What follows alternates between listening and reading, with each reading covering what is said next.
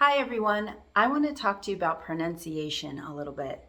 A lot of students want to improve their pronunciation and sound like a native speaker of English. And although it's probably possible to do that if you put in enough work, I don't really think that it's something that you need to do in order for people to understand you.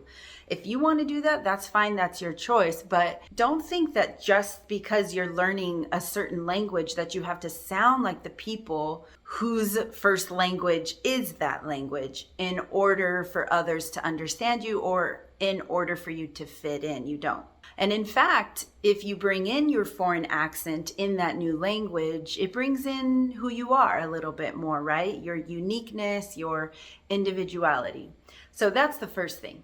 The second thing is with pronunciation, if you want to improve, don't just think about improving sounds or what we call phonemes.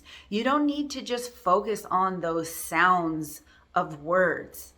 That is an important part, but I think there's even more important parts to focus on. So yeah, phonemes or the sounds, the individual unit of sound in a language, those are important, especially when we're talking about vowels in English, because even though there's only 5 actual written vowels, there's about 13 to 15 ways to pronounce those vowels in English. So it is something important. And we use these phonemes, obviously, for every part of a word, but sometimes they're hard for people to pronounce in the middle of a word or at the end of a word. And all of that depends on your first language, okay? So if your first language doesn't have certain sounds, certain phonemes at the beginning of a word, but in English we have them, that will make it hard for you to pronounce in English. Or if we have sounds at the end of words that you don't use at the ends of words in your language, it's going to be hard. Another reason why phonemes are hard sometimes for students learning English, certain phonemes, are because when we're pronouncing words in English, we don't always clearly and loudly pronounce every single phoneme. And I'll talk to you about why that is. Okay, but the first thing is, yeah, you can focus on the sounds of a language. All those sounds, all that is important. And there's a lot to know about them. A lot, and we'll make some more and more videos as we go, but don't just focus on sounds. The other thing you need to focus on is stress, rhythm, and intonation. Okay, so stress is what I was referring to earlier in why sometimes we do not pronounce certain sounds clearly in English, and that is because we don't put stress on certain sounds, whereas other sounds we do put a lot of stress. And what I mean by stress is I mean making that syllable louder and longer. So what is a syllable? That's another thing you need to understand is how to break down syllables within a word. For example, the word American is American. That's 4 syllables. To find out how many syllables a word has, you can put your finger under your chin and just say American. Every time it drops, that's 1 syllable. Or you can just tap, it's a beat, American.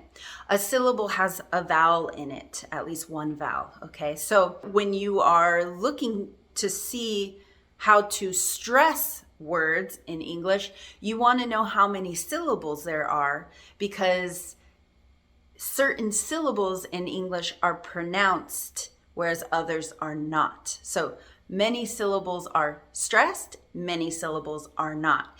And each word has at least 1 really stressed syllable, if it's more than 1 syllable, and 1 that's not stressed. So for example, with the word American again, American, which one is stressed? American, American. So you can see the word, we have American. There's 4 syllables, and the second one is the louder, longer, more stressed syllable. So that's in a word, American, American. If you said American, American, people might have a hard time understanding you. That is why stress is important. Another thing is unstressed syllables. Unstressed. That means that instead of pronouncing the word or the sound in that syllable as it seems you should, you actually de-stress it. And many times, not always, you'll pronounce the vowel in that syllable as a schwa, which is So this is actually a great word to show you an example of schwa. Remember, the middle, the second syllable is stressed. American. So I'm pronouncing that vowel really clearly. But over here, the other syllables, those vowels inside those syllables, I'm pronouncing as a schwa. American, American, American. Now this is American English, okay? This is just for American English. The stress patterns change in different dialects of a language, okay? So American, all right?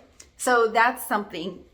Phonemes, but stress and unstressed syllables is important too. Now, what do I mean by rhythm? Rhythm is how we put all of the words together in a sentence or a thought group, a group of thoughts, right? Chunks.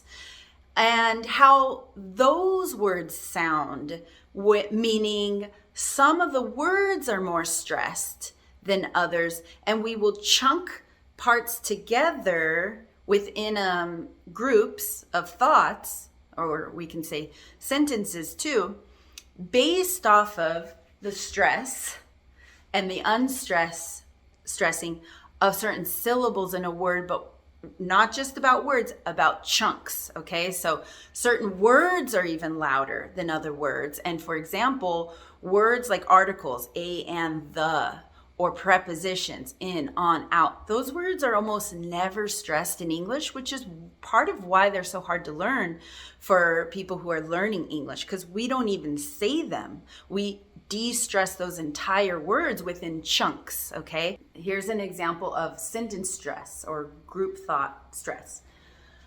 I met an American at a restaurant. I met an American at a restaurant. I met an American at a restaurant. You can see how I'm de-stressing words like I met an American. I barely even pronounce that. I met an American at a restaurant. I barely pronounce that word too. I met, and this one kind of goes down. I met an American, even though it's a verb. Verbs are important, so we do stress those, but it's one syllable, so it's usually stressed. I met, it's just lower than this first one because this is the important word. I met an American at a restaurant, So together, I met an American at a restaurant. The whole thing, what's stressed, what's not stressed, together creates the rhythm. Now, something I'll say is English is a stress-timed language. That means the rhythm is based off of where the stress falls on words, okay? Whereas different languages, some like Spanish, Japanese, they use the same time per syllable within a language. They use the same amount of time at each syllable, whereas English, we put longer time on certain syllables and shorter time on other ones. So that's why we're stressed time.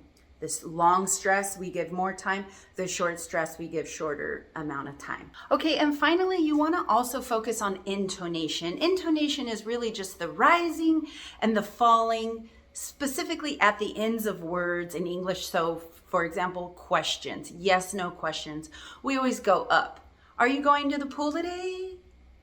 No, I'm not going to go down, right? So questions go up, yes, no questions go up, and statements, they go down at the end. If a statement goes up at the end, that means the person's not done talking. Even though I really want to go swimming, I'm not going to go today. Okay, so you want to pay attention to the intonation. So it's not just the sounds, it's stress, rhythm, intonation, and the sounds, the phonemes. Okay, good luck with pronunciation.